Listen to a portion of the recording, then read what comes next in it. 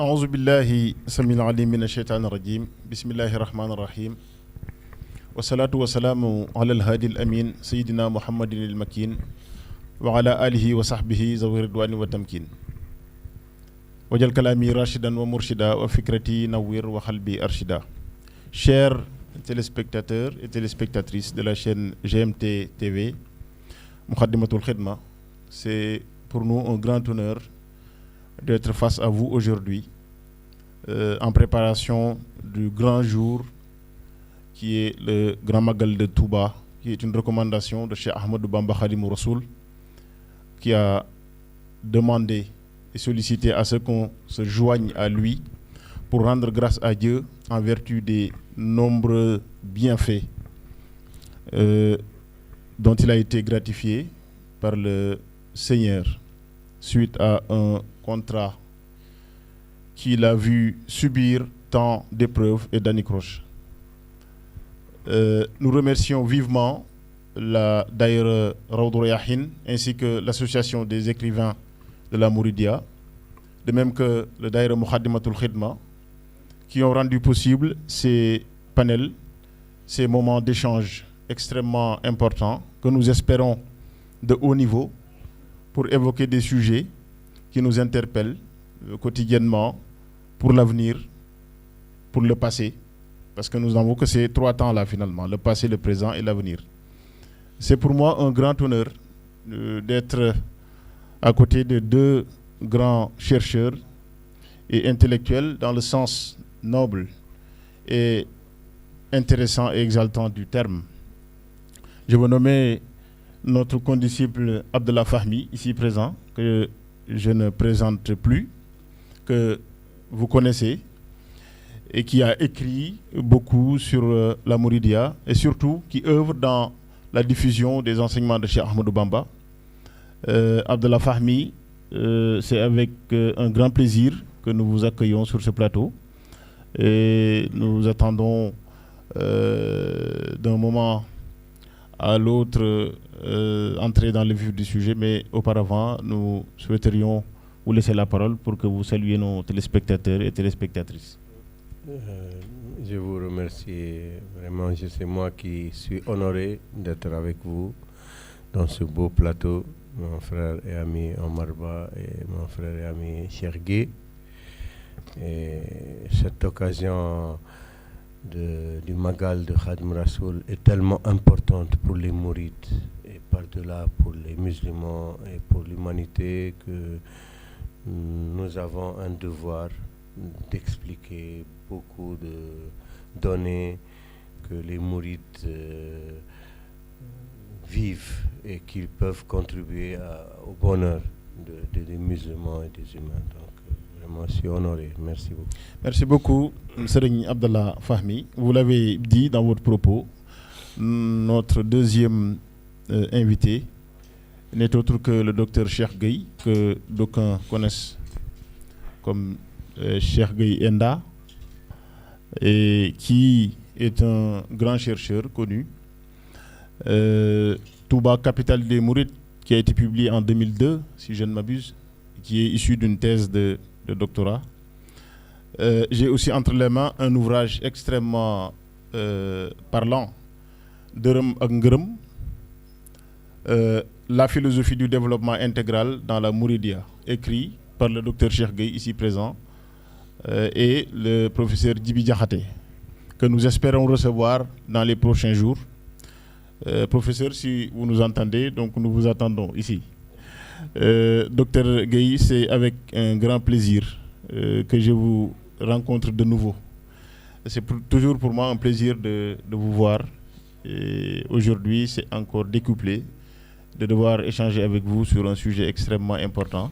Mais avant, je m'en vais vous laisser saluer les téléspectateurs et téléspectatrices. Assalamu alaikum wa rahmatullahi wa barakatuh. Bismillahir rahmanir rahim. Alhamdulillahi rabbil alamin. Allahumma salli ala sayyidina Muhammadin wa ala alihi wa sahbihi wa khadimihi wa ajma'in wa sallama tasliman. Je partage le même plaisir à partager le plateau avec mon mon ami et frère, dont je suis le fan numéro 1, Abdallah Fahmi, et également de vous rencontrer, vous-même, Seydina Omar, et vous féliciter pour tout le travail que vous faites dans l'entre-deux, entre l'Europe et ici, avec une aisance et aussi un talent sous-tendu par aussi une foi mouride inébranlable. Donc c'est un vrai plaisir de partager le plateau avec vous deux et modestement d'accompagner mon frère Abdallah Fahmi dans cette discussion. Alhamdulillah. Merci beaucoup, Dr Cheikh Gueye, pour ces mots d'introduction. Peut-être entrer dans le vif du sujet, le sujet étant Magal de Touba et Touba et le Magal, thérapie d'un Sénégal en crise, thérapie au pluriel.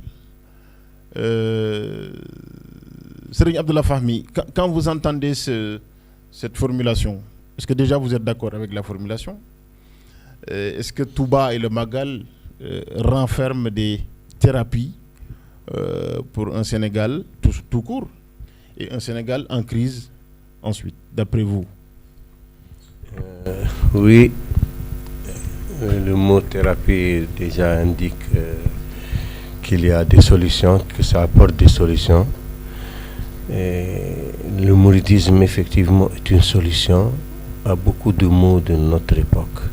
Nous vivons dans une époque très très difficile, où il y a des conflits de société, il y a des conflits de génération, il y a un mondialisme dans le monde occidental qui est en train maintenant de faire des dégâts sur le plan des valeurs, de l'éthique, et surtout de la jeunesse, la corruption de la jeunesse, qui sont vraiment fondamentaux. C'est ce qui laisse, moi, je vois des penseurs, des grands penseurs occidentaux, même en France, qui disaient, expliquaient que le problème avec l'Afrique qui est en train de se passer en ce moment, les coups d'État qu'on voit et les populations qui ont rejet de la France, ce n'est pas dans le fond un problème économique ou un problème diplomatique ou politique.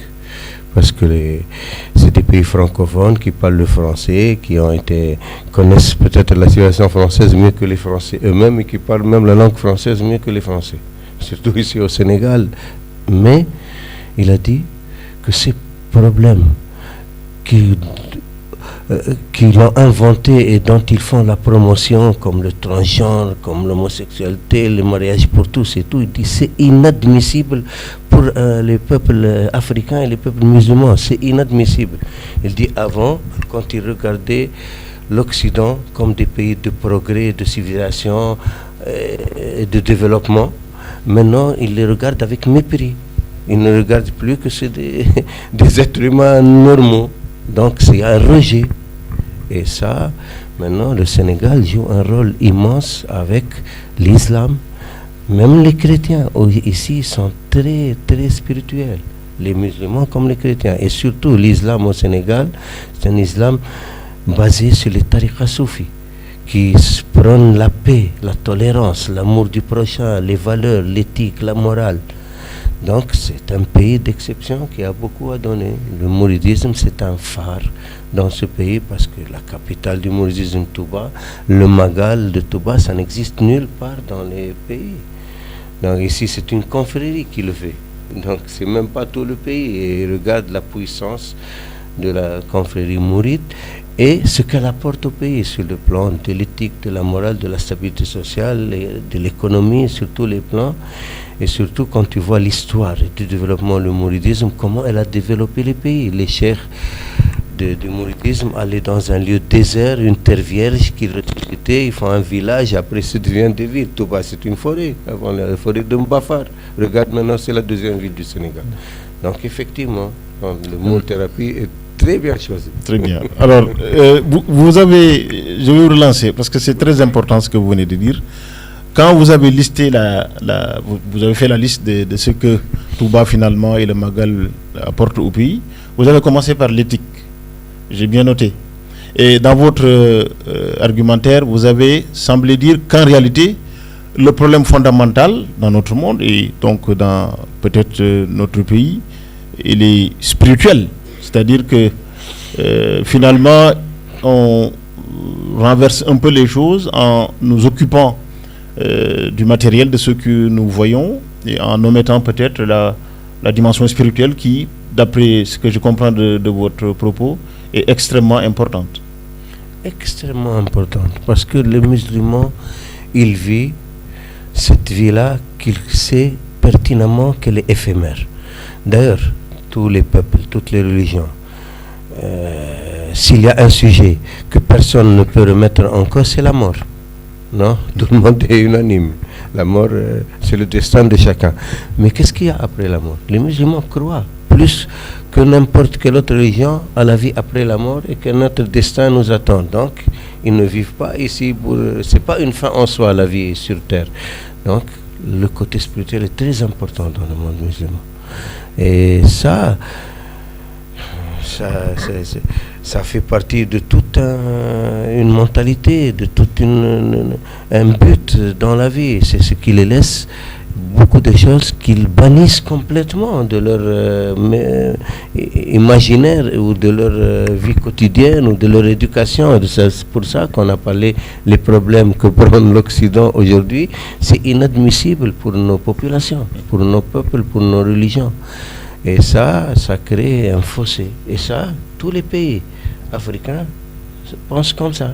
Dernièrement, l'Ouganda, on lui a bloqué un prêt du Fonds monétaire international ou de la Banque mondiale parce qu'il avait refusé la dépénalisation de l'homosexualité. Donc pour eux, et ça va venir dans d'autres pays aussi. Si on lit même l'aide au développement ou les prêts à ces problèmes-là, c'est un rejet total. Touba, maintenant, sa force. Serigne Touba, c'est un être d'exception qui a fait une épopée hors norme, hors du commun. Il a affronté des épreuves que nul être humain ne peut affronter et il a survécu. Non seulement il a survécu, mais il est revenu avec une conquête de privilèges divins qu'il met à la portée de l'humanité. Il a le pouvoir de sauver tout ce qui se rattache à lui et de tout ce qui vient à lui. Et ça, les mourides le savent pertinemment, ils le vivent, c'est dans les écrits, c'est dans leur mémoire, c'est dans leur vécu, et c'est pour ça qu'ils peuvent apporter beaucoup, non seulement aux musulmans, mais même à l'humanité. Serigne Touba, par exemple, quand il dit donc المصطفى عن كل مفسدة والترحم الخلق يا من جدهم بدأ يا مالك الملك يا من جل عن قود ارحم جميع الورى يا هدى éloigne la communauté qui protège du plus péril et embrasse les créatures dans ta miséricorde. C'est toi qui les as amenés à l'existence. Il parle au Seigneur, au Maître du trône, au Créateur. Embrasse dans ta miséricorde toutes les créatures sans exception. Il avait ce pouvoir de pouvoir demander à Allah. C'est Allah qui a créé les créatures, donc c'est le plus digne de la miséricorde de leur accorder. Mais Allah a mis des conditions. Il a envoyé des prophètes pour guider les gens vers le paradis et il a créé Satan. Satan ne s'est pas créé lui-même, Allah l'a créé. C'est pour guider les gens en enfer. Maintenant, les gens n'ont qu'à choisir ou ils suivent les prophètes ou ils suivent Satan. Et maintenant, le problème qu'on a soulevé, les problèmes qu'on voit aujourd'hui dans le monde, dans les théories mondialistes, transgenres, ils suivent Satan, c'est du satanisme tout court. Il faut dire les mots comme elles sont et les choses pour que ce soit clair pour tout le monde. Donc les gens doivent avoir une claire conscience de ce qui se passe dans le monde pour choisir leur camp. Les musulmans, ils appellent au prophète Mohammed qui nous conduit vers Allah, qui nous conduit au paradis. Et Khadim Rasoul, c'est le serviteur du prophète Mohammed. Il était venu revivifier la religion musulmane, appeler les gens à l'amour d'Allah et de son prophète. Cette ville de Touba qu'il a édifiée, c'est pour cela. Et elle donne aux mourides une puissance et une autonomie intellectuelle, spirituelle, économique qui leur permet d'aider leurs prochains. Pourquoi les valeurs et l'éthique? Parce que les mourides, ils donnent le meilleur exemple de la solidarité, du partage. Ici, par exemple, il y a 4-5 millions qui viennent à Touba, dans le Magal. Ils viennent, ils ne connaissent personne, ils entrent dans n'importe quelle maison, ils s'assoient, les berges, ils mangent, ils restent. Personne ne va lui demander d'où tu viens ou qui tu es. Les maisons sont ouvertes. Où est-ce que tu vois ça? Avant, la Mecque, c'était comme ça. Mais maintenant, on va aller à la Mecque avec des visas, hôtels, de l'argent et tout. Alors qu'ici, les gens viennent de partout. Et chaque jour que Dieu fait, il y a des jeunes familles qui viennent s'installer à Touba. On leur donne des terres. Donc, c'est une miséricorde. Absolument. Absolument. Tout à fait, Serigne Abdallah. Moi, je suis tout à fait d'accord. Hein. Donc, le docteur Cheikh Gueye, je crois que Abdallah Fahmi a dit une chose importante en expliquant en quoi Touba finalement est singulier. Touba, je ne sais pas si c'est féminin, ou en tout cas la ville de Touba est singulière et renferme un certain nombre de choses dont on a besoin, au-delà même du Sénégal, pour retrouver le sens finalement de notre existence. Parce que moi je crois que le plus important c'est ça. C'est pourquoi on est là, sur Terre, tous. Et Touba est souvent assimilé à une communauté, qui est la communauté mouride. Le Magal aussi, quand on dit Magal de Touba, on a tendance à enfermer ces deux chances formidables dans une communauté. Alors que la communauté ne peut pas contenir deux choses aussi exceptionnelles qui sont issus de Serigne Touba.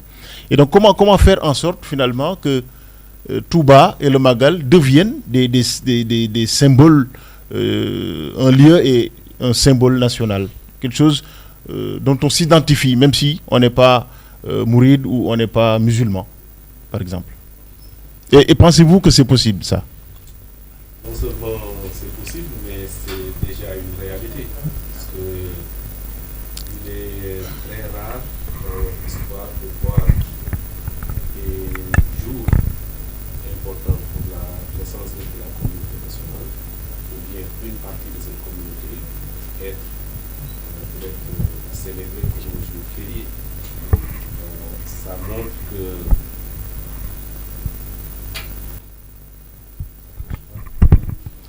donc ça montre que il y a eu à un moment donné une prise de conscience, d'où aussi l'importance des chercheurs, parce que juste avant de venir je lisais mon ami Moubarak Lo qui avait fait en 2011 l'étude qui avait permis, dans un monde qui ne regarde que ce qu'on produit et ce qu'on gagne, que pour le Magal de Touba aussi on gagne de l'argent, et que l'État, sur cette base, décide de dire ok, donc on va finalement respecter notre démarche de toujours, c'est-à-dire toutes les fêtes qui font gagner peuvent bénéficier de cette décision d'en faire un jour férié. Mais avant de passer sur ça, je dois dire que le Magal, ce n'est pas qu'un jour. Donc, et dans tous les pays où on a des événements du même type, ce n'est pas un jour. Là aussi, c'est insuffisant. Il faut qu'on pense à faire toute une semaine de férié en sachant que, qu'on le décrète ou non, c'est férié. Et c'est parce que en ce moment-là, toute l'économie du pays se déplace à Touba, mais aussi toute l'attention spirituelle, toutes les ressources religieuses, toutes les forces cohésives qui font nation dans ce pays viennent, et ce sont des choses extraordinaires qui se passent. On ne les étudie pas encore assez. Mais il y a nombre de mariages qui se nouent durant le Magal, nombre de chantiers qui se décident ou qui se renouvellent durant le Magal. À un plus haut niveau, le fait d'avoir toutes les communautés religieuses, tous ces jours-ci, beaucoup de gens me demandent c'est quoi le programme du Magal, qui doit nous donner notre invitation? Tout le monde a envie de venir. Donc, c'est un événement d'une dimension nationale qui se développe, qui a encore un potentiel plus important pour se développer. Et c'est avec Youssou, Alpha Youssou, l'autre jour, qu'on disait que même l'Afrique a besoin d'un événement comme ça, incarné par une ville, une communauté que la plupart des Africains reconnaissent comme porteuse d'un symbolisme très important pour le noir. Dans un contexte où la place du noir dans le monde est souvent interrogée, à la fois par rapport à l'esclavage du monde arabe ou du monde du Nord ou de l'Occident. Là, on a même actuellement une nouvelle ère où la place du noir dans le monde est posée. Nous avons vu ce qui s'est passé avec George Floyd, toute la mobilisation que ça a suscité. Et les gens ont besoin, avec des films comme Wakanda par exemple, de retrouver du sens et de la confiance dans ce que font les Noirs.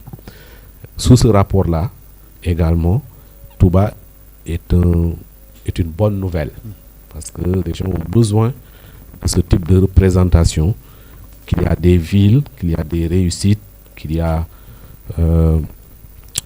du positif dans des phénomènes comme celui de Touba et de la Mouridia. Mais si on revient sur le contexte national, on sait que depuis quelques années, avec le rajeunissement de notre population, avec des revendications beaucoup plus exigeantes sur leur prise en charge, nous avons une orientation vers les questions de souveraineté et d'indépendance. On parle désormais de plus en plus d'une nouvelle indépendance à conquérir. Et actuellement, Touba est là aussi une chance, puisque c'est une ville qui est une ville de la décolonialité. Voilà un mot actuellement beaucoup à la mode un peu partout dans les débats aux États-Unis et en France. Mais une ville qui est née qui s'est développée après les autres villes coloniales et qui leur a tourné le dos. Du point de vue de sa logique de fondation, du point de vue de son fonctionnement. Je pense que vous interrogez souvent la démocratie comme mode de gouvernance d'une ville. Est-ce que ce qui se passe à Touba, c'est une démocratie ou pas? Je pense que c'est des choses qui sont très intéressantes à interroger. Parce qu'il y a effectivement une vraie démocratie, une vraie consultation par le calife. Pourtant, les votes ne se passent pas comme ailleurs. Voilà, par exemple, des éléments à creuser. Mais là, moi, je voudrais surtout mettre l'accent sur le fait que Touba soit le symbole et le gardien de notre dignité nationale. Je considère que cette dignité nationale-là, dans un contexte où on parle beaucoup de souveraineté, où la jeunesse se rebelle, on a avec Touba une ville qui se dresse contre les valeurs occidentales, comme Abdallah vient de le dire. Dans ces pays-là, même, on interroge cette civilisation du frigo ou du matériel, etc. Et du tout, et du tout compétition pour les biens matériels.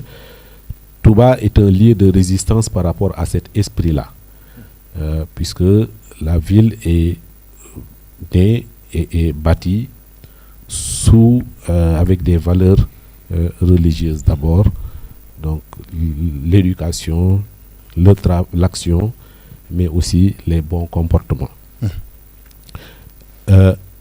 Mais c'est aussi une mémoire, c'est-à-dire que moi je considère que tout ce qui est en perdition, même chez nous, à l'intérieur de notre pays, Touba est le lieu où on le garde encore.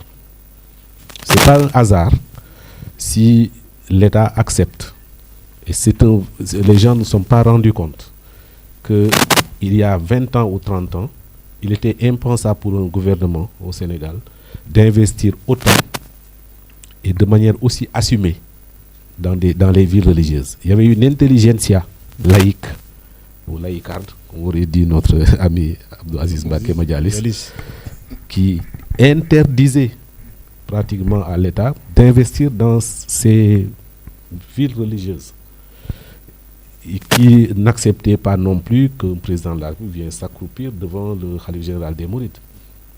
On disait tout de suite le lendemain la République couchée, à genoux, etc.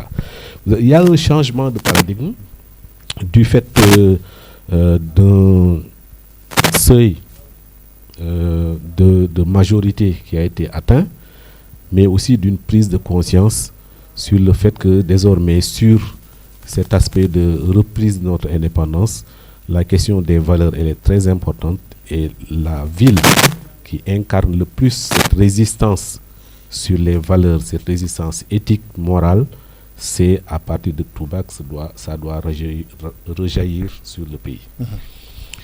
Et je me réjouis de voir que même si Touba est le chef de file, il y a beaucoup d'autres villes religieuses qui naissent. Encore un petit point là-dessus. En 2001, j'étais invité par l'AFDEC, qui est l'association qui faisait les cartes du Sénégal à destination de nos classes. Vous voyez, donc, et en ce moment-là, eux-mêmes se sont rendus compte que les cartes qu'ils avaient toujours faites, les villes religieuses n'y étaient pas représentées. C'était comme si elles n'existaient pas. C'est-à-dire c'était des villes complètement politiques. C'est-à-dire on cherchait réellement à cacher les villes religieuses des enseignements. Donc pour la première fois, avec Boubacar Boris Diop et d'autres écrivains, on avait organisé à Saint-Dié-des-Vosges une rencontre là-dessus. Et pour la première fois, j'ai placé Touba et d'autres villes religieuses sur les cartes du Sénégal. Pour vous dire combien également on a connu du retard sur le fait que l'État assume le fait que les villes religieuses sont essentielles pour nos pays comme réservoir de notre vivre ensemble, comme lieu de conservation de notre patrimoine, et que ces villes-là étaient peut-être les piliers de la résistance de notre pays par rapport aux extrémismes. Et le fait de l'assumer, que le président aille partout pour dire oui, non, nous, notre choix, notre modèle, c'est les confrères. Nous l'assumons, et c'est pour ça que les deux programmes les plus pertinents que l'État a fait depuis 2012, c'est le programme sur les villes religieuses et le programme Puma. Parce que ça répondait, et ça, je le tiens de hautes autorités qui ont fait des enquêtes sur les programmes les plus appréciés par les Sénégalais. Le programme sur les villes religieuses en était arrivé premier. Ça veut dire que les gens se reconnaissent dans des lieux plus que dans tout autre lieu du territoire national. Tout à fait. Ont le désir profond de voir ces villes se développer, ont le profond désir de s'y installer et de travailler pour que ces villes correspondent à leur idéal, c'est-à-dire des villes qui incarnent leur ambition de travailler dans ce monde et d'avoir l'agrément d'Allah subhanahu wa ta'ala. Je vois que Touba, comme chef de file, est aussi très important sous ce rapport-là parce que sans aucune compétition, mais il y a une émulation entre les villes religieuses pour se doter d'universités dont il faut se féliciter. Dont il faut aussi se féliciter parce que ça permet c'est le mécanisme par lequel Touba rejaillit avec ses influences sur le reste du territoire national. Machallah. Docteur Cheikh Gueye, je vous ai laissé développer parce que c'est extrêmement important le fil conducteur que vous avez pris. Quand vous avez parlé de Touba comme lieu finalement de préservation où jaillirait la dignité africaine, j'ai recherché dans mes archives et j'ai trouvé un discours de Mamadou Dia de 57. Je veux lire un petit passage. Il dit: Touba est donc bien pour nous le lieu où a triomphé l'esprit de résistance et la dignité sénégalaise. À qui serait tenté de l'oublier, Touba rappelle que l'estime, même celle des adversaires, se mérite. Elle ne vient pas récompenser la servilité ou l'acquiescement systématique. Elle reconnaît la valeur de qui s'affirme, dans l'opposition s'il le faut. Toute personnalité qui maintient son intégrité obtient sa reconnaissance. La dignité, qu'elle soit d'un homme ou d'un peuple, se conquiert mais ne s'achète pas. Ce qui en fait confirme finalement ce que vous venez de dire, qui est que Touba, même la fondation de Touba, il faut voir, vous l'avez expliqué Abdallah Fahmi tout à l'heure, que c'était dans une forêt complètement inhospitalière, inoccupée, inhabitée, que Cheikh Ahmadou Bamba a choisi de bâtir cette ville-là, qui est devenue. Et c'est assez marrant parce que je vous ai vu il y a quelques années avec Jean Copens, c'est ça, que vous connaissez très bien, hein, qui reconnaissait dans une intervention avoir dit par le passé que Touba se traversait en deux chevaux en 10 minutes. Donc il l'a lui-même dit. Il a dit maintenant, ce n'est plus vrai. Maintenant, évidemment, pour traverser Touba, il faut... Ce qui montre bien que l'évolution de Touba, finalement, est allée avec l'acceptation, finalement, qu'il soit un lieu de jaillissement spirituel, de préservation de la dignité, de résistance, dans le bon sens du terme. Parce que souvent, on utilise le mot à tort et à travers. Mais résistance à tout ce qui influence mauvaise, extérieure, qui dénature notre foi en Dieu. Et c'est pourquoi on est là. Et c'est d'ailleurs le sens de ma question. Quand vous avez écrit Touba, capitale des Mourides en 2002, je crois que si vous deviez encore écrire sur Touba, vous auriez affaire à une ville extrêmement différente qui a vraiment beaucoup... D'ailleurs, en 2002, c'est la publication, mais la thèse date d'avant. Voilà. Et entre 99 déjà et aujourd'hui, je crois qu'il y a quand même eu une grande évolution qui est allée avec des préoccupations dont on parle aujourd'hui, l'eau, l'assainissement et tous ces problèmes-là.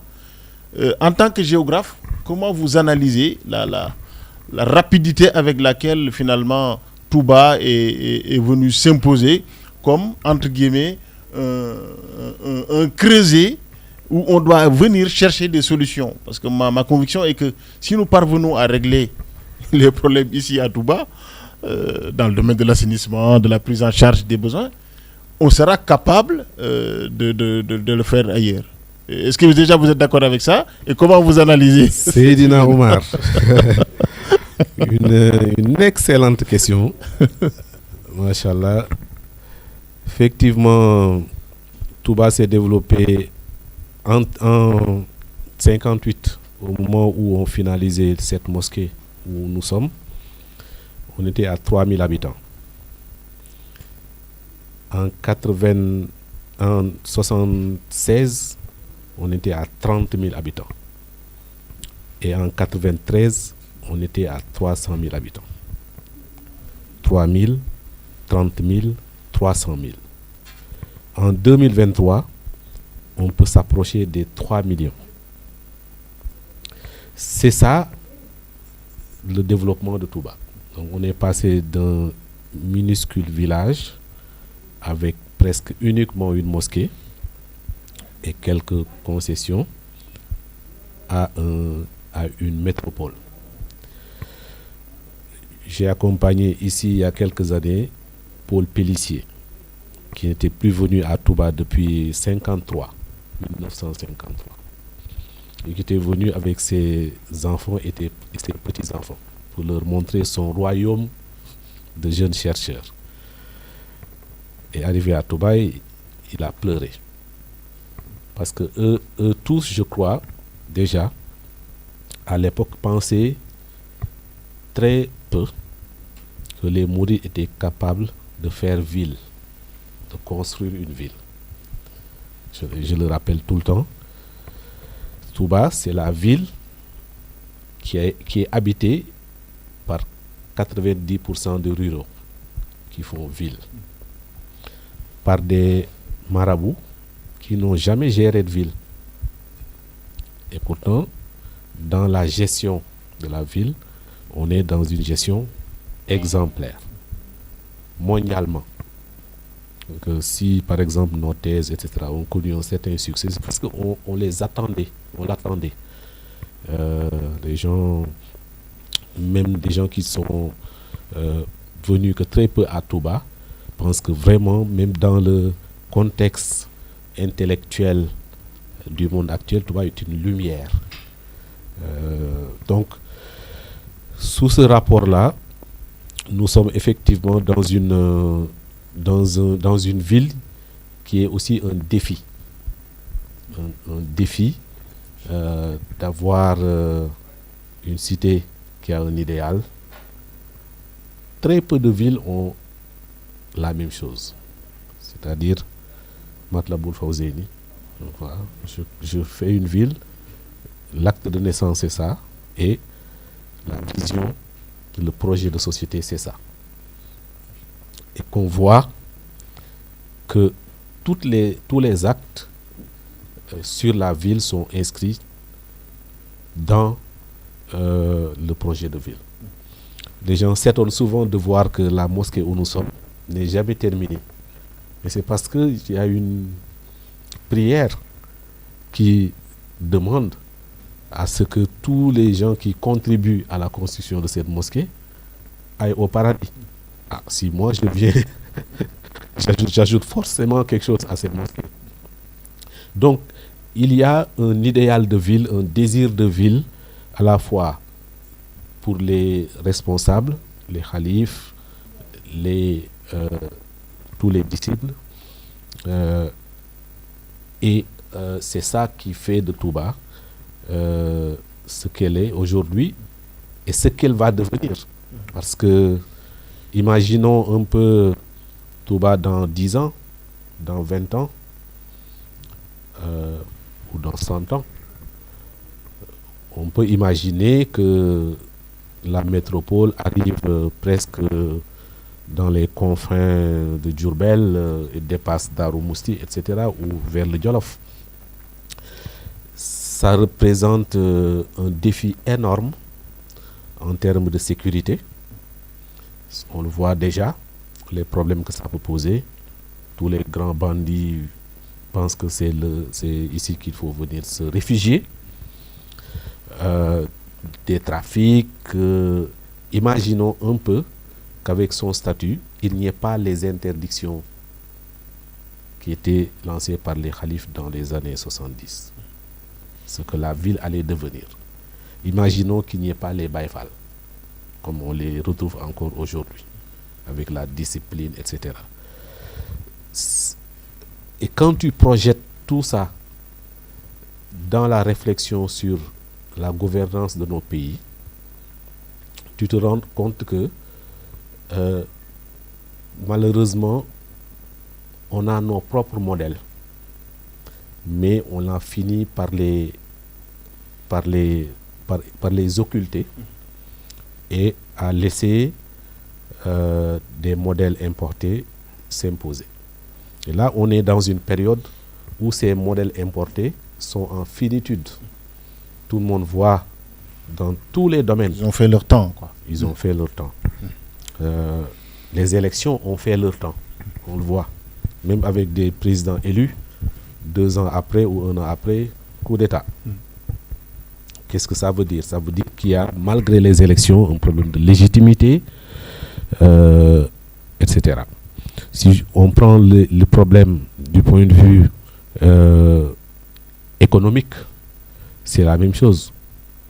Le Covid, la guerre en Ukraine montrent que nous sommes dans un moment là aussi de finitude du modèle de la petite économie ouverte servant l'ancienne colonie, et qu'il faut maintenant repenser un modèle autocentré. Et que le symbole de ce modèle autocentré, c'est Touba. C'est ça, cette réflexion-là qu'il faut avoir, et voir que l'avenir du Sénégal, c'est Touba. C'est ce modèle-là, en termes de gouvernance, en termes économiques, en termes culturels. Parce que c'est le mélange entre notre culture spirituelle et notre culture négro-africaine. C'est ce que représente également Touba. Et depuis des dizaines d'années, nous avons fonctionné sur un autre modèle extraverti, alors que aujourd'hui, en tout cas, il y a eu un besoin de récupération de notre souveraineté intellectuelle, de notre souveraineté économique, de notre souveraineté culturelle. Et ça, pour moi, c'est très très important que le Sénégal bénéficie de cela, mais que Touba aussi garde son âme. Que Touba aussi garde son âme. C'est-à-dire qu'il ne perde pas son âme dans l'ouverture et dans l'expansion de la ville. Mais déjà en 99, quand je finissais la thèse, faut plus regarder la thèse. Hein. Parce que ça a beaucoup évolué. Oui. Mais mais je veux dire que déjà à l'époque, j'annonçais que il y a une diversification telle de la société urbaine qu'il va falloir inventer de nouveaux modes de gestion de ces disciples. On n'est plus dans les habitants qu'on a choisis, comme dit Cheikh Ahmadou Bamba, ou les voisins qu'on a choisis. On a un peu tout, quoi. Voilà, on a du tout venant, comme on dit. Et finalement, ça, c'est un défi et ça dicte le fait qu'on réinvente l'éducation des gens qui viennent, soit par la générosité, l'empathie, l'éducation, etc., soit par la sanction, mais que, en tout cas, on réinvente ce modèle de gestion. Absolument. Merci beaucoup, Dr Cheikh Gueye. L'âme de Touba. Il a parlé de l'âme de Touba, que Touba ne perde pas son âme. Abdallah Fahmi, vous êtes tunisien de naissance. Vous m'intéressez beaucoup, en fait, parce que la première fois que je vous ai écouté parler de Cheikh Ahmadou Bamba et de la Mouridia, je pense que vous aviez évoqué le Khassida Sindidi, qui vous avait assez frappé en termes d'écriture. Et ça n'est pas des choses. Vous avez embrassé la Mouridia, vous avez côtoyé de grands chefs spirituels, comme Serigne Saliou Mbacké, pour ne citer que lui. Et comment vous comprenez ce que le docteur Cheikh Gueye finalement vient de dire, qui est que Touba finalement est un lieu où doit s'inventer, en tout cas doit jaillir un certain nombre de pratiques en termes de gouvernance, de gestion, de spiritualité et de tout ce qui fait finalement nos vies, tout ce qui caractérise nos vies. Alors que vous êtes tunisien de naissance. Comment vous êtes de Touba et vous êtes tunisien? Il y a un Pakistanais peut-être qui est français, Il y a même ici à côté, moi j'ai un ami qui m'a dit, je ne savais pas que Cheikh Ahmadou Bamba c'est Serigne Touba. Alors qu'il habite au sud du Sénégal, hein. Il n'est pas... Voilà. Donc, vous vivez au Sénégal depuis des années. Et depuis la Covid, vous m'avez dit que vous n'avez pas bougé. Donc, comment vous avez pu vous fondre, devenir un Toubaoui? Parce que vous êtes de Touba, un Toubien. Un Toubaoui, c'est en arabe qu'on dit ça. Voilà. Et donc, comment vous êtes devenu? Parce que ça va intéresser les gens qui nous écoutent. Pour dire que finalement, Cheikh Ahmadou Bamba nous a inscrits dans l'universel d'emblée. Peut-être que c'est après nous qui nous sommes refermés sur nous-mêmes. Vraiment, d'abord, je te félicite. Ton acuité intellectuelle et ton intelligence. Tu sais, Khadim Rassoul, pour vous, Sénégalais, il est Sénégalais. Pour vous, Africain, il est Africain. Tu vois? Mais en vérité, Khadim Rassoul, il est universel. Il est pour toute l'humanité, sans distinction de race, de couleur. Donc, quand on a connu Khadim Rassoul, c'est l'appel divin. Lui, il appelle à Allah et à son prophète. Maintenant, qu'est-ce qui est particulier au Sénégal et à la culture négro-africaine? C'est que lui, il est né au Sénégal, donc il s'adresse à son peuple en priorité. Comme le prophète Mohammed sallallahu alayhi wa sallam, il est né en Arabie, il s'adressait aux Arabes en priorité. Mais son message, il est universel. Khadim Rassoul, son message universel. Cet appel-là, quand quelqu'un il a entendu, il a résonné dans son esprit, dans son cœur, il ne voit plus la culture africaine ou la culture sénégalaise. Il voit l'islam dans son plus éclatante beauté. Khadim Rassoul, il symbolise l'islam pur. Il symbolise ce qu'il y a de plus beau en l'être humain. C'est l'homme parfait, l'insan kamel. Donc maintenant, la Touba, je rejoins mon frère Cheikh Gueye, Dr Cheikh Gueye, sur ses analyses pertinentes sur l'expansion de Touba exponentielle que personne ne pouvait imaginer ni ne pouvait maîtriser. C'est ça qui amène les problèmes actuels que tu vois de l'eau, de l'évacuation des eaux de pluie ou de les charrettes, tout cela, parce que ça dépasse tout le monde. Par exemple, les charrettes, c'est un problème, un vrai problème de la circulation. Mais il y a des familles entières qui vivent avec, des familles entières. Donc c'est un problème, ça, sur le plan socio-économique. C'est vrai, il y a des problèmes qu'on va régler parce que, comme on a dit, l'expansion a dépassé tout le monde et dépasse tout le monde. Et chaque jour que Dieu fait, il y a des familles qui viennent s'installer. Ici, les cœurs sont ouverts, les maisons sont ouvertes, l'entraide, la solidarité qui existe ici n'existe nulle part ailleurs.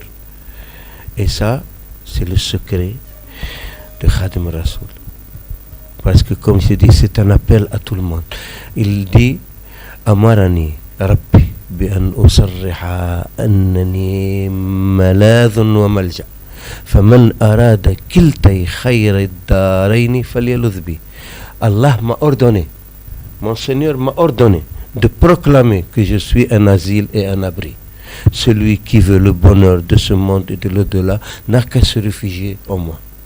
Donc c'est Khadim Rassoul qui appelle les gens à se réfugier en lui. Touba, c'est un refuge. Celui qui vient, il n'a rien, il va trouver la terre, il va trouver le manger, il va trouver. Et ça, c'est l'un des plus grands secrets de l'humanité. Comment? Un jour, il y a quelqu'un qui est venu de l'Orient. Il est venu, on lui a parlé tellement de Khadim Rassoul à Médine qu'il est venu voir Khadim Rassoul. Il a demandé à Khadim Rassoul qu'est-ce que Allah a créé de plus grandiose, de plus grand, de plus magnifique dans l'univers. Quelle est la création, la plus merveilleuse création d'Allah? Khadim Rassoul lui a dit, c'est le prophète Mohammed sallallahu alayhi wa sallam. Allah a créé ce monde pour le prophète Mohammed sallallahu alayhi wa sallam, pour la venue du prophète Mohammed sallallahu alayhi wa sallam. Il n'y a pas de plus grand que le prophète Mohammed sallallahu alayhi wa sallam. L'autre lui a dit, qu'est-ce qui est plus grand que le prophète Mohammed sallallahu alayhi wa sallam? lui a dit, Khadim Rassoul lui dit, c'est l'islam. Parce que le prophète Mohammed sallallahu alayhi wa sallam est venu servir l'islam. Il a dit, qu'est-ce qui est plus grand que l'islam? Il a dit, c'est la paix. Parce que l'islam, c'est pour que la paix s'instaure dans l'humanité. Il a dit, qu'est-ce qui est plus grand que la paix? Il a dit, c'est le mille, donner à manger. Parce que quand on donne à manger, c'est la paix. Ici, c'est on donne à manger. Donc, c'est l'un des plus grands secrets. Si tu veux la paix dans un pays, il faut un partage équitable. Il faut de la générosité, de la solidarité. Tout ce qui crée le monde, le problème, c'est la frustration. Tu trouves des gens qui ont des milliards de dollars et d'autres qui n'ont pas $1 par jour. Comment tu veux qu'il y ait la paix? Donc, un système, ici par exemple au Touba, il y a un système confrérique, familial. Oui, on peut, il y a des choses qui vont à perfectionner. Personne n'est parfait, mais on est perfectible. Khadim Rassoul était parfait, Serigne Saliou était parfait, Si Mountakha sont nos guides, nos autorités. On l'a vu, on a la perfection, c'est pour ça qu'on les écoute et on les suit. Eux, ils sont arrivés à ce stade, mais nous, en tant que mourides, on est perfectible, on n'est pas arrivé à ce stade. C'est pour ça qu'il y a beaucoup de manquements. Mais si on écoutait les propos, par exemple, je donne un exemple simple. À l'époque de Serigne Fallou, quand Serigne Fallou avait voté pour Senghor, chrétien dans un pays musulman, c'est inadmissible pour beaucoup. Pourtant, avec le temps, on sait qu'il avait raison. Quand Serigne Abdelhad avait voté pour Abdou Diouf, celui qui ne vote pas pour Abdou Diouf, il a trahi Serigne Touba. Après, il a expliqué, il dit, si j'avais laissé les deux camps, il serait le sang qui coule dans le...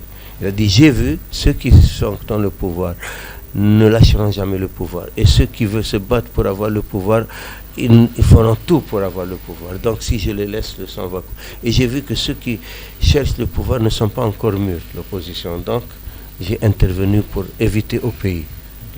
Maintenant, quand Serigne Saliou a soutenu Wade, peut-être après le départ de Wade, après le départ de Serigne Saliou, Wade peut-être est entré dans d'autres considérations et c'est ça, fait un rejet du pays. Et c'est comme ça qu'on va vivre. Mais quand on écoute nos guides spirituels, nous comme mourides, on a cette chance qu'on a une autorité unique. On n'est pas divisé. Même si c'est contre tes opinions et contre tes principes, quand le calife dit, c'est fini. Comme Wade lui-même, il a voté Abdou Diouf, comme Serigne Abdelhad a dit. C'est ça la force des mourides, l'autorité, le principe d'autorité. Et ça, il faut absolument préserver. Évidemment. Oui. C'est ça là. Si les mourides ils perdent cette force-là, non, ce serait catastrophique pour les mourides. Hein, parce que c'est ce qui leur donne cette force, c'est cette unité. Et cette foi, on leur guide. Parce que même si tu ne comprends pas, même si tu n'es pas d'accord, tu t'alignes. Après, tu comprendras, comme on a donné les exemples avant. Et ce pays, le Sénégal, il est préservé par le mouridisme. C'est le pays qu'Allah a choisi pour Khadim Rassoul. Regarde l'Arabie Saoudite.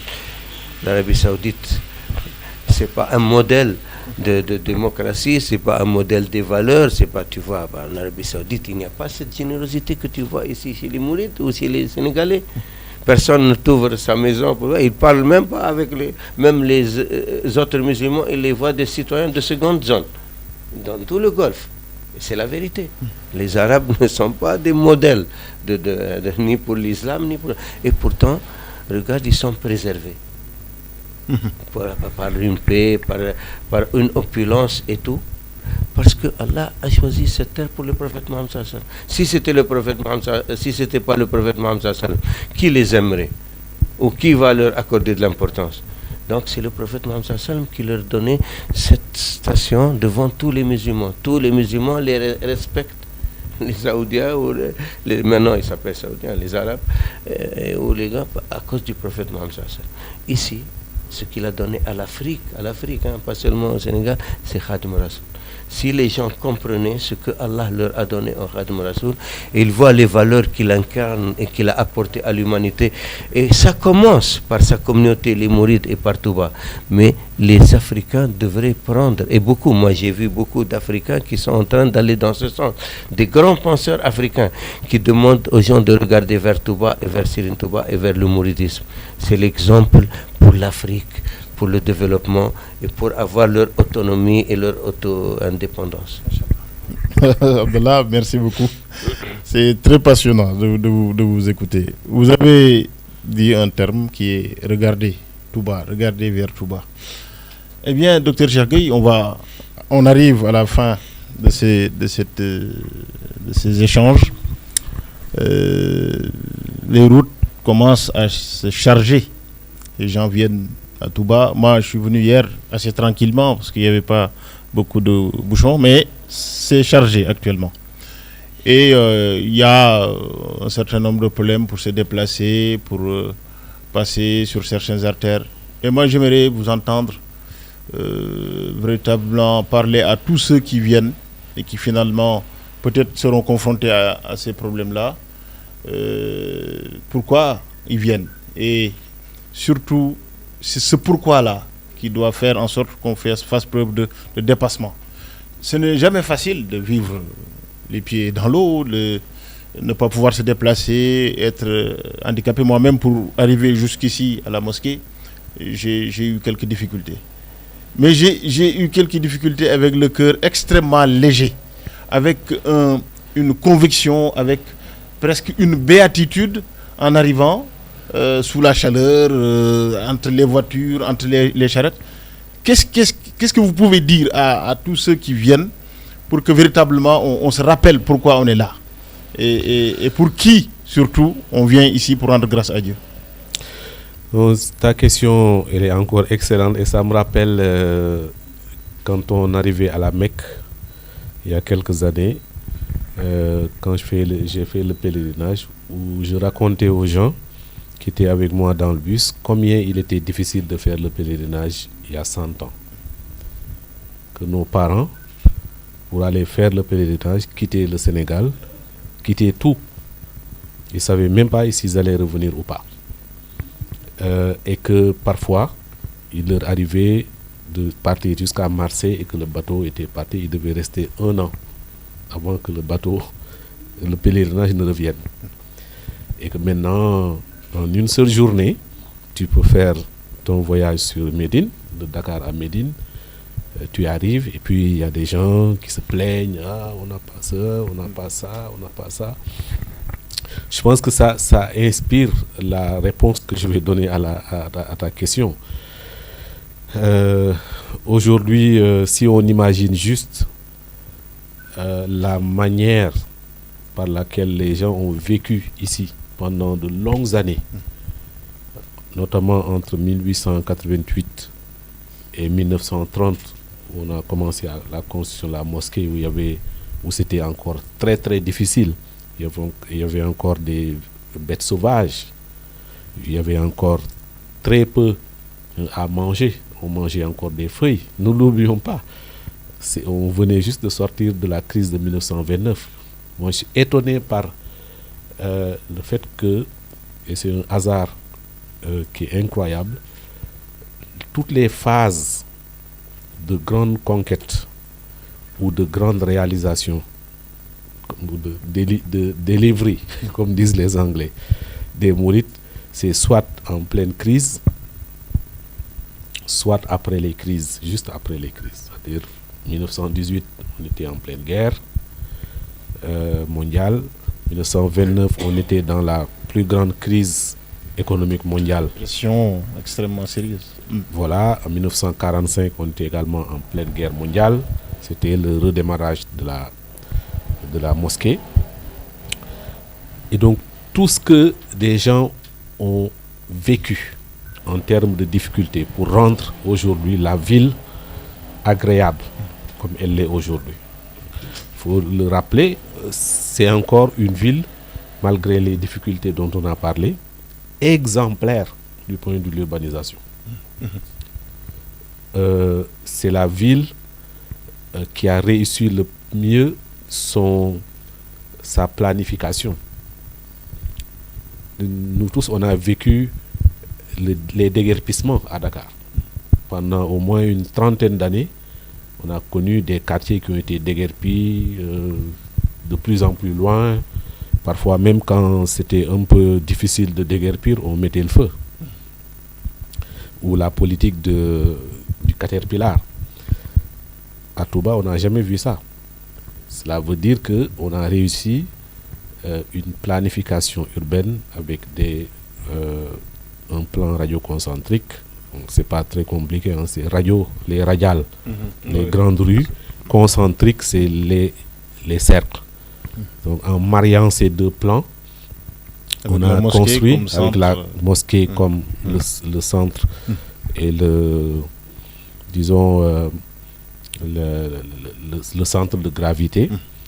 On a fait de Touba une ville qui fonctionne du point de vue spatial, etc. Maintenant, on est dans une transition. On est dans des transitions, dans tous les cas, dans le monde actuel, vers le numérique, vers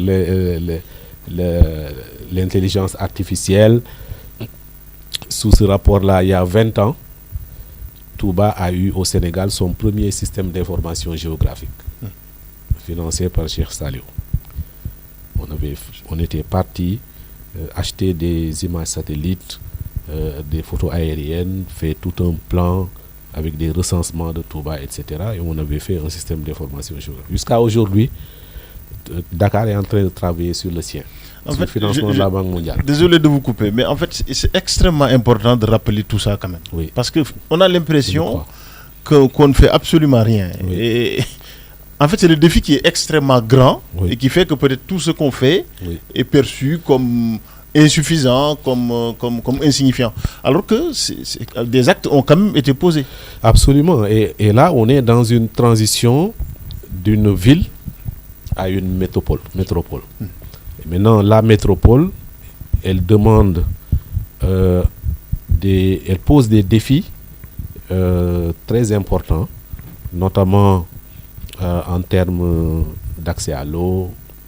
Nous, on a vécu à Touba au moment où il y avait 2 forages, celui de Darou Marnan qui a été réalisé en 1932 et celui de Baïlhat 1970. Et ça permettait à tout Touba d'avoir de l'eau. Aujourd'hui, on a 36 forages. Donc ça veut dire que le modèle des forages, c'est fini. Il faut passer à un autre modèle. C'est la même chose dans tous les domaines. Dans le domaine de l'éducation, on a connu une phase où à Touba, on a tourné le dos à l'éducation laïque. Et il y avait une seule école à l'intérieur de la concession de Cheikh Bakri Gaïndé Fatma. Aujourd'hui, on a une université. Donc ça veut dire qu'à chaque défi, on est en train de trouver des réponses. Et l'eau, l'assainissement, l'eau pluviale, tout ça sont des défis qui sont devant nous et qui vont avoir le traitement adéquat. On l'espère. Et vont être réglés. Donc, on est dans une phase où vraiment la ville va continuer à être le réceptacle de toutes les attentions de la confrérie, mais pour l'intérêt national et pour le rayonnement international. On est dans cette phase-là. Et donc, j'espère qu'on sera encore là pour voir se réaliser encore d'autres éléments du rêve de Cheikh Ahmadou Bamba et de Matlaboul Fawzi. Amin. Jërëjëf Serigne Cheikh Gueye, merci beaucoup. Abdallah Fahmi, quel mot MOTS avez-vous envie d'adresser à ceux qui rejoignent Touba et qui sont animés pour l'essentiel par la volonté et l'intention d'associer leur grâce, d'associer leur voix à celle de Cheikh Ahmadou Bamba pour rendre grâce à Dieu. Rendre grâce à Dieu. C'est cet acte extrêmement important dont on dit d'ailleurs qu'il est l'acte le plus important. Rendre grâce à Dieu. Et les problèmes dont on a parlé tout à l'heure en termes de déplacement et autres. Comment vous rassurez les gens pour les rendre béats, pour les rendre joyeux, pour les rendre effectivement déterminés à venir quand même et à accomplir la recommandation de Cheikh Ahmadou Bamba. Pour finir. Voilà, Dr Cheikh Gueye a soulevé un point très important. Le programme ou c'est toi peut-être qui l'a dit tout à l'heure, le programme de Khadim Rassoul pour Touba, c'est Matlab al-Fawzayn. Donc tout mouride doit s'imprégner de Matlab al-Fawzayn et connaître le plan de Serigne Touba pour sa ville. Il a dit qu'il a fondé cette ville pour l'adoration d'Allah et pour servir le prophète Mohammed sallallahu alayhi wa sallam. C'est ce qu'il a fait toute sa vie. Et presque il a créé la cité idéale. Tout le monde avant parlait même de Platon, Farabi, de la cité idéale. Tu vois que, mais c'était sur un autre plan. Pour eux, c'était vraiment pour le bien-être terrestre. Mais Khadim Rassoul, c'est le bien-être terrestre et céleste. Ici, les gens, quel que soit, ils ne seront jamais fatigués. Tout le monde va manger, tout le monde va trouver où dormir. Ici, il y a une solidarité, un partage que tu ne peux pas trouver ailleurs dans d'autres villes. Première chose. Donc celui qui est là, il est à l'abri. Maintenant, c'est vrai que le monde est devenu très matérialiste et on copie l'Occident, la société de consommation, et puis ça devient un peu une compétition pour les choses mondaines et les choses de la vie, malheureusement. Mais comme j'ai dit, les mourides, ils ne sont pas parfaits, ils sont perfectibles, ils doivent se parfaire. Et savoir, et Serigne Mountakha l'a rappelé dernièrement, qu'ils sont chez Serigne Touba. Ici, chez Serigne Touba. Tout Serigne Touba est un titre foncier, Serigne Touba est qualité. Donc on est des invités, des hôtes chez Serigne Touba. On doit respecter où on est. C'est très important. Donc celui qui habite ici doit savoir qu'il habite chez Serigne Touba. Et quand il habite chez quelqu'un, il doit respecter les principes qu'a dicté Khadim Rassoul. Pour ça que Serigne Mountakha a pris des décisions dernièrement de faire régner la discipline, l'ordre.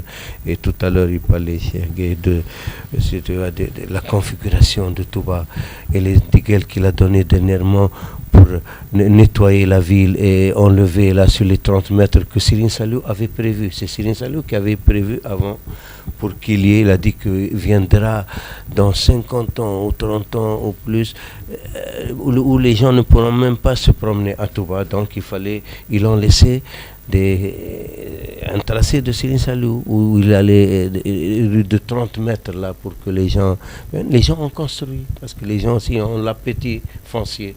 Ils vendent les terres et tout. Il y a aussi des gens qui n'ont pas cette mentalité. Et donc, mais quand Serigne Mountakha a donné l'ordre, le premier qui a étonné tout le monde, c'est un Baye Fall. Il avait un immeuble, deux immeubles de 100 millions. Il a dit, donc je commence moi-même à casser mon immeuble. Et lui-même, il a cassé son immeuble. Pourquoi Serigne Mountakha, il appelle les Baye Fall? Parce que c'est l'indigal. Ça, c'est très important. Et il donne l'esprit Baye Fall, il faut le comprendre pour être un vrai mouride. Il faut comprendre, c'est-à-dire l'autorité, respecter l'autorité, faire l'indigal, sans te demander pourquoi, après tu te demandes pourquoi. Comme on a dit, le principe d'autorité est très important dans le mouride. Donc celui qui habite Touba, il doit être imprégné de cette montagne, qu'il y a une autorité à Touba et qu'il faut respecter l'indigal et tout le monde vivra en paix et tout le monde trouvera satisfaction.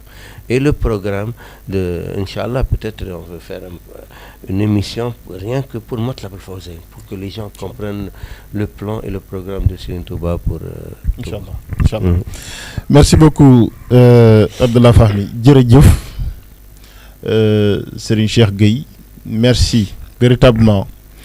Nous arrivons au terme de cette émission, si on peut dire, mais pas de l'émulation intellectuelle, parce que moi-même, j'ai beaucoup de choses que je vais ruminer après, parce que j'ai appris tellement de choses.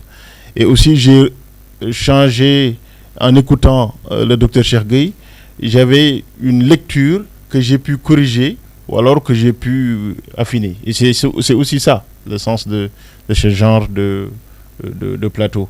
Et j'espère que les téléspectateurs qui nous ont suivis ont eu le même intérêt à nous suivre et à nous écouter. Ça fait 1 heure qu'on échange, mais c'est allé tellement vite. C'est donc pour moi un grand honneur d'avoir été ici à la Grande Mosquée de Touba. L'occasion aussi pour moi de remercier de nouveau la Daïra Moukhaddamatoul Khidma ainsi que l'association des écrivains de la Mouridia ainsi que la Daïra Rawdou Yahin. Merci également à Dr Cheikh Gueye dont l'agenda est extrêmement chargé. Vous l'avez vu avec un badge. Il fait partie du comité d'organisation du Grand Magal de Touba. Donc voilà, c'est pas quelqu'un qui a un agenda facile, mais il a tenu quand même à être là. Abdullah Fahmi, nous avons du mal à parler de lui parce que à chaque fois qu'on le voit, véritablement, nous avons un sentiment de plaisir et de grande béatitude. Donc merci beaucoup à tous et à toutes de nous avoir suivis. Et d'autres plateaux vont suivre. En Wolof, celui-ci, nous l'avons voulu en français parce que nous voulons aussi nous adresser au-delà de la communauté Wolof à ceux qui ne maîtrisent pas cette langue de coach. Assalamu alaikum wa rahmatullahi ta'ala wa barakatuhu.